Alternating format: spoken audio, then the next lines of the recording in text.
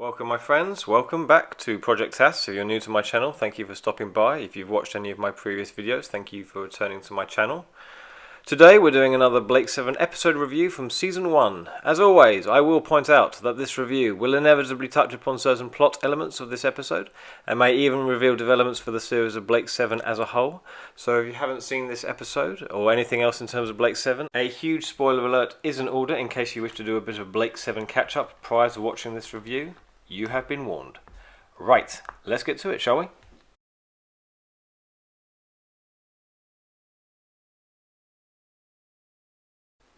A more familiar line with this episode is the infamous "You better get her out of here now, I really rather enjoyed that," uttered by Avon after he delivers a right cross to the killer lady. It almost certainly is the best line of the episode, some might say of Season 1 as well. But given this is the first proper time Avon and Callie get to shine more as individuals, I felt this back and forth summed up the philosophies of their characters pretty well. This would also be one of the first times we observe these two and their flirting in a not flirting kind of way with each other. But as for the episode itself, it's not a common thing to get Poirot or Miss Marple in space, and yet here it is. The Liberator chance upon the Ortega, the original Galaxy-class cruiser about 8 or 9 years before Star Trek launched the Enterprise D, and find the crew unconscious and the pilot dead. On the Ortega, not the Enterprise D. After reviving the Ortega's crew, who were rendered unconscious by a knockout gas hooked up to the life support system, they learn what the crew was originally trying to accomplish. Transport this cylinder thing called a nutritope to help irradiate a fungal disease that is destroying the plant life and crops on their homeworld, an agricultural planet. Because of damage caused to the controls that occurred at the same time as the pilot's murder, the Ortega cannot complete the journey home in time for the next harvest. Since Liberator can complete the journey to their homeworld in 4 days, Blake agrees to take the nutritope back with him, while Avon and Callie remain as titular hostages, continuing the repairs. Avon leads in the deductions of the murder investigation once something significant happens, but pretty much confines himself to the flight deck. Callie actually seems to do the legwork and the exploring of the Ortega and its aloof crew.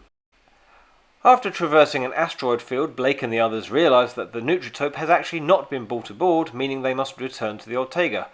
Meanwhile, after 2 more bodies show up, Avon works out who the killer is and successfully apprehends her, enjoying the process into the bargain. You better get her out of here. I really rather enjoyed that. Blake arrives in the nick of time and the Ortega is destroyed along with the swines who are planning on buying the nutritope after Blake plants an explosive charge on the entry hatch. Sound good?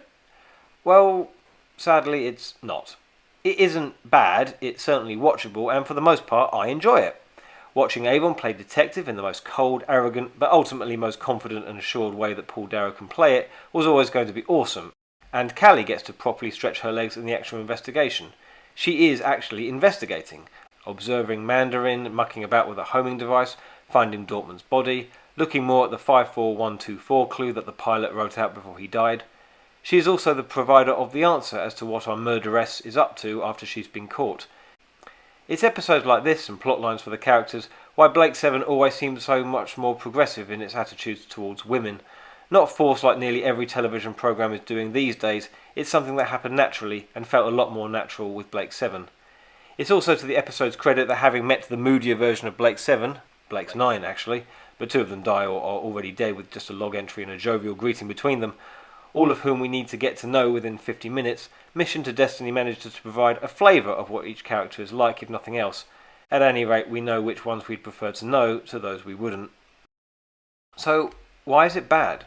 I didn't say it was bad, I actually said it wasn't bad. It's not that good. While the character traits of the Ortega's crew are presented well enough, the actual level of acting struggles to come across above the level of Wood. Barry Jackson as Kendall and the minute part of Pasco, played by John Leeson, are probably the best. Stephen Tate as Mandarin is just about acceptable, but the rest let the side down. Seeing Sondheim try to flirt with Callie actually hurts to watch. I came after you to apologise? To apologise? Of course. What other reason could I have? Sarah acting like a spoilt schoolgirl when they try to hold her is risible. And you? I'm called Levitt. Did you see or hear anything? I was asleep in my quarters. And Levitt comes across as a drunk Mother Hubbard. Not that I've ever met such a person, but that's the impression created. Meticulous. A major issue from the off is why would the Liberator crew give two hoots about the Ortega? Maybe it's the good guy mentality of Blake that means he can't just leave them, or maybe it's when Dr. Kendall tells him that his people have resisted the Federation, and therefore to allow the planet to get swallowed up by fungus is unthinkable. But it seems a bit of a stretch that he would be willing to travel 4 days out of his way to deliver the Nutritope thing to their homeworld, especially when they come across the asteroid field. Also, Avon saying he's only hanging about because he doesn't like an unsolved mystery. This doesn't really ring true either. I also find it unbelievable that Blake wouldn't check the box the Nutritope is supposed to be in before he leaves the Ortega. And what happened to the asteroid field that has literally just smashed the guts out of the Liberator when they realise they need to head back? No mention of it for the return trip. And how come none of the Ortega crew suspect the Liberator crew as being responsible for their plight? Our heroes all but take over the repair operation, they definitely take up the entire murder investigation, and not one of the Ortega crew bats an eyelid. I suppose it's the pedestrian way the mystery is presented and the fact it isn't exactly very deep or engrossing a mystery. I must admit that I didn't work out that 54124 actually meant, spoiler alert, Sarah, even after the person I was watching it with said the 5 looked more like an S.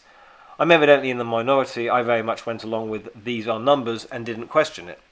I can't ignore the fact that a lot of others apparently worked out who the killer was from the bloodstain message, so in addition to being pedestrian, it's actually not that difficult to solve. Most people can see the answer in front of them, apart from me. All these factors take away from the positives this episode gets across. It's entertaining enough, but for an episode that seems to give itself too much to do, it doesn't seem to do enough. That concludes my review on Mission to Destiny. I hope you enjoyed it. Please like this video, please share this video, please subscribe to my channel. And I followed you to apologise? I know, it's so cringy. Oh, it's so lame. It's so lame. That's ridiculous.